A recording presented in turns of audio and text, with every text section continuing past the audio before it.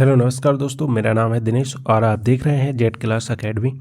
दोस्तों, इस वीडियो में हम सॉल्व करेंगे अर्थशास्त्र विषय के बजट टॉपिक के 50 महत्वपूर्ण प्रश्न जो सभी भर्ती परीक्षाओं के लिए लाभदायक है, उपयोगी है। तो चलिए शुरू करते हैं बिना किसी टाइम वेस्ट के। पहला प्रश्न, भारत का केंद्रीय बजट किसके द्वारा प्रस्तुत किया जाता है? तो जो भारत का केंद्रीय बजट है दोस्तों, वह वित्त मंत्री द्वारा प्रस्तुत किया जाता है। संविधान के अनुच्छेद 112 के तहत भारत का जो वार्षिक बजट है वह वित्त मंत्री द्वारा संसद में प्रस्तुत किया जाता है। यह इसका अनुच्छेद 112 में उल्लेख है। इसके बाद दूसरा प्रश्न, भारत में पहला बजट किस वर्ष प्रस्तुत किया गया था?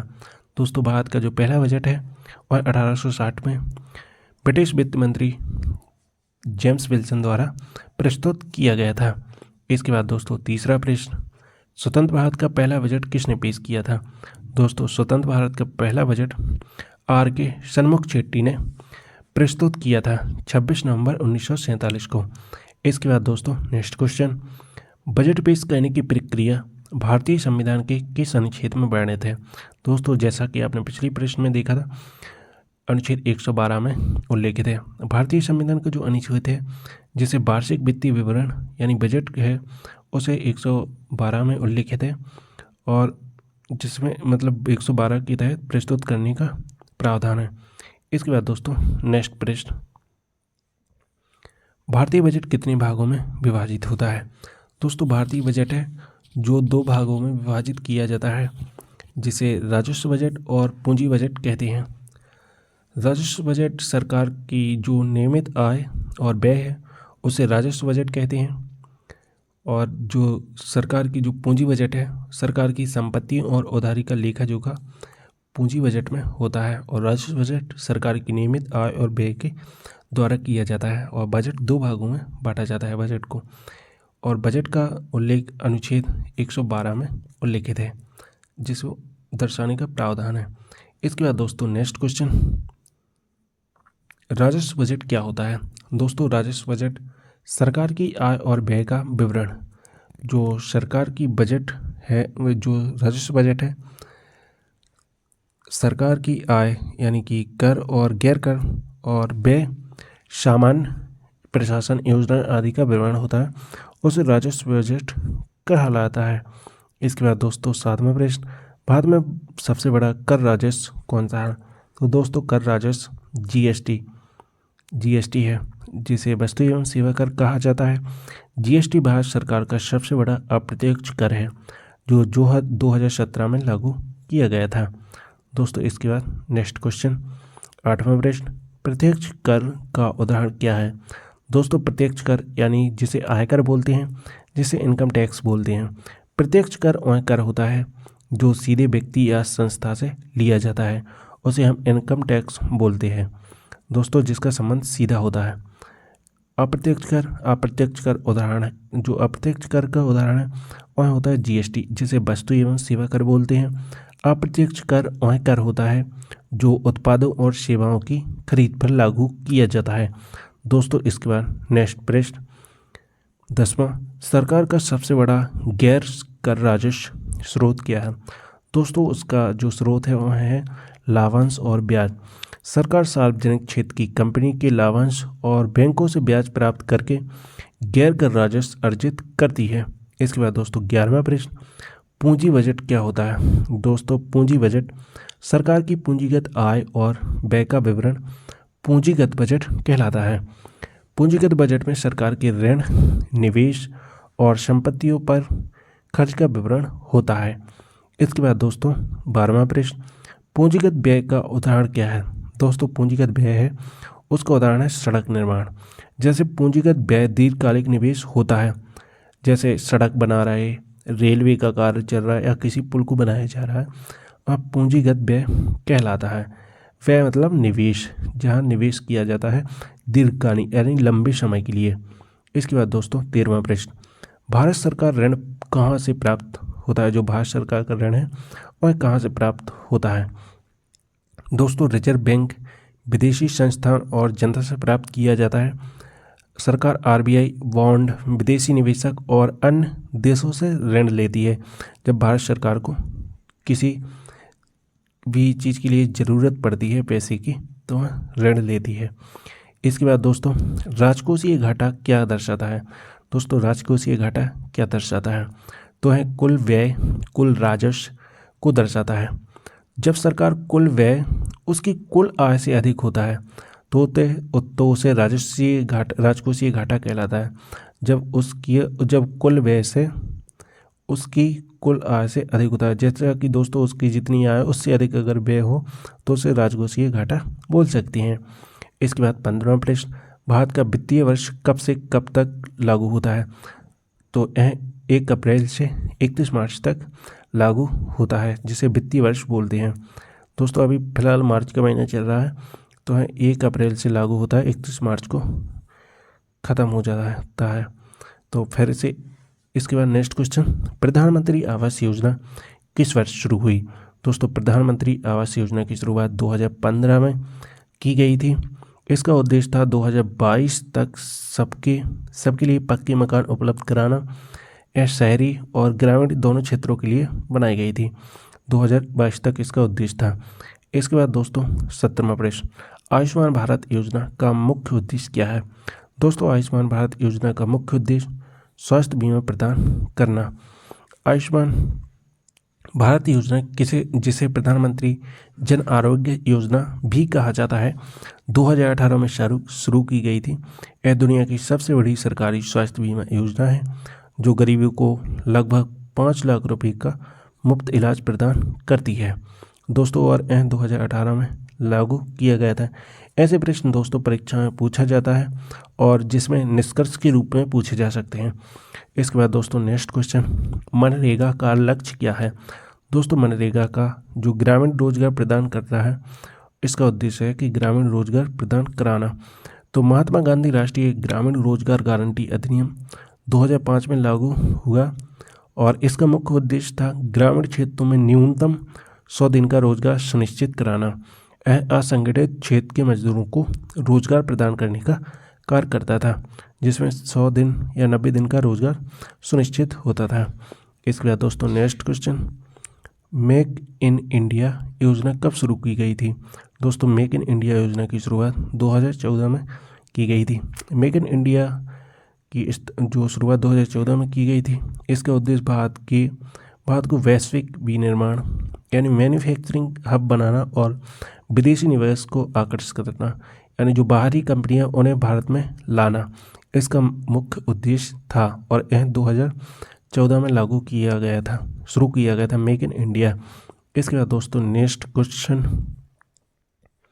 स्मार्ट सिटी मिशन किस वर्ष शुरू हुआ? दोस्तों स्मार्ट सिटी मिशन की शुरुआत 2015 में की गई थी। स्मार्ट सिटी मिशन 2015 में लॉन्च किया गया था।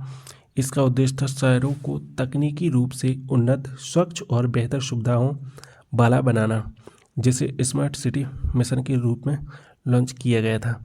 इसके बाद दोस्तों नेक्स्ट क्वेश्चन, मुद्रास्फीति क्या है? तो मुद्रास्फीति का अर्थ है कीमतों में वृद्धि। जब किसी अर्थव्यवस्था में वस्तुओं और सेवाओं की कीमतें लगातार बढ़ती हैं तो इसे मुद्रास्फीति यानी इन्फ्लेशन कहते हैं। इसके बाद दोस्तों नेक्स्ट क्वेश्चन, मुद्रास्फीति को मापने के लिए कौन सा सूचकांक प्रयोग किया जाता है? दोस्तों मुद्रास्फीति को मापने के लिए CPI का उपयोग करते हैं, जैसे कंज्यूमर प्राइस इंडेक्स बोलते हैं। उपभोक्ता मूल्य सूचकांक का उपयोग मुद्रास्फीति को मापने के लिए किया जाता है। इसके बाद दोस्तों नेक्स्ट प्रश्न, भारत में जो मुद्रास्फीति का नियंत्रित करने का कार्य कौन करता है? तो दोस्तों जो मुद्रास्फीति है उसे नियंत्रित RBI करती है। भारतीय रिजर्व बैंक RBI मौद्रिक नीति के माध्यम से मुद्रास्फीति को नियंत्रित करता है। इसके बाद दोस्तों नेक्स्ट प्रश्न यानी 24वां प्रश्न, स्टैगफ्लेशन क्या होता है? दोस्तों स्टैगफ्लेशन क्या होता है? दोस्तों उच्च मुद्रास्फीति प्लस बेरोजगारी। जब किसी अर्थव्यवस्था में उच्च मुद्रास्फीति और उच्च बेरोजगारी एक साथ होती है तो इसे स्टैगफ्लेशन कहते हैं। दोस्तों यह बहुत ही ज़्यादा महत्वपूर्ण प्रश्न है जो अर्थशास्त्र विषय का, और यह बहुत ही ज़्यादा उपयोगी है इस टॉपिक से। इसके बाद दोस्तों 25वां प्रश्न, राजकोषीय नीति का उद्देश्य क्या है? तो राजकोषीय नीति का उद्देश्य है सरकारी राजस्व और व्यय को नियंत्रित करना। राजकोषीय नीति का उद्देश्य होता है। राजकोषीय नीति यानी फिजिकल पॉलिसी सरकार के टैक्स और खर्च को नियंत्रित करके अर्थव्यवस्था को स्थिर करने की नीति है। इसके बाद 26वां प्रश्न, मौद्रिक नीति कौन जारी करता है? दोस्तों मौद्रिक नीति भारतीय रिजर्व बैंक आरबीआई जारी करती है। भारतीय बैंक आरबीआई मौद्रिक नीति को नियंत्रित करता है, जिससे मुद्रास्फीति और ब्याज दरों को नियंत्रित किया जाता है। इसके बाद दोस्तों नेक्स्ट प्रश्न, बजट में न्यूनतम समर्थन मूल्य एमएसपी किससे संबंधित है? दोस्तों एमएसपी कृषि उत्पादों की कीमतों से संबंधित है, जिसे मिनिमम सपोर्ट प्राइस बोला जाता है। सरकार द्वारा किसानों को फसल की जो न्यूनतम गारंटी मूल्य देने के लिए तय किया जाता है उसे मिनिमम सपोर्ट प्राइस बोलते हैं, जिसे कृषि उत्पादों की कीमतें बोलते हैं। इसके बाद next question, balance of payment किससे दर्शाता है? दोस्तों बैलेंस ऑफ पेमेंट देश की जो देश की विदेशी मुद्रा की स्थिति है उसे दर्शाता है। बैलेंस ऑफ पेमेंट बीओपी एक देश के कुल आयात और निर्यात के बीच का जो संतुलन होता है उसे बैलेंस ऑफ पेमेंट कहा जाता है। इसके बाद दोस्तों नेक्स्ट क्वेश्चन, भारत सरकार का जो सबसे अधिक व्यय किस क्षेत्र में होता है? दोस्तों भारत सरकार का सबसे अधिक व्यय रक्षा और कल्याणकारी योजना के लिए व्यय किया जाता है। भारत सरकार का सबसे बड़ा खर्च रक्षा, शिक्षा, स्वास्थ्य और ग्रामीण विकास पर होता है। इसके बाद दोस्तों नेक्स्ट क्वेश्चन, भारत में सबसे अधिक विदेशी निवेश कहाँ से आता है? दोस्तों भारत में जो सबसे अधिक विदेशी निवेश और सिंगापुर से आता है। भारत में सबसे अधिक जो फॉरेन डायरेक्ट इन्वेस्टमेंट सिंगापुर और मॉरिशस से किया जाता है। भारत में सबसे अधिक भारत में जो विदेशी कंपनियां आती हैं वह सबसे अधिक निवेश करती हैं जो सिंगापुर से और मॉरिशस से हैं। इसके बाद आईएमएफ का मुख्यालय कहाँ है? दोस्तों आईएमएफ का मुख्यालय वाशिंगटन डीसी अमेरिका में स्थित है, जिसे अंतर्राष्ट्रीय मुद्रा कोष कहा जाता है। इसके बाद विश्व बैंक के मुख्य उद्देश्य में क्या शामिल है? दोस्तों विश्व बैंक के जो मुख्य उद्देश्य उसमें शामिल किया गया विकासशील देशों को वित्तीय सहायता प्रदान करना।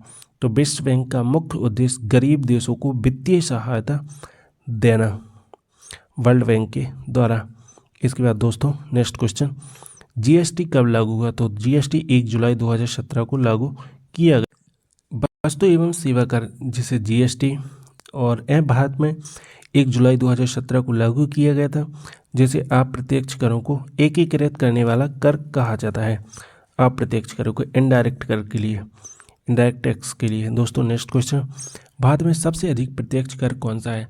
दोस्तों जो भारत में सबसे अधिक प्रत्यक्ष कर और कॉरपोरेट टैक्स है।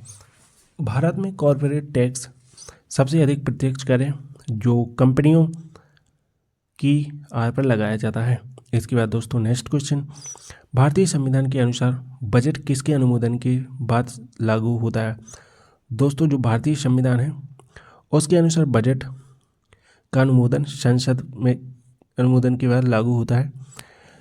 बजट को पहले लोकसभा में पेश किया जाता है, फिर संसदीय बहस और मतदान के बाद राष्ट्रपति की स्वीकृति से लागू किया जाता है, लेकिन सबसे पहले लोकसभा में लागू किया जाता है।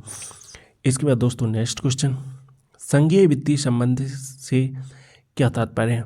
तो दोस्तों संघीय वित्तीय संबंध से तात्पर्य केंद्र और राज्यों के बीच जो वित्तीय विवरण है उससे संबंधित है।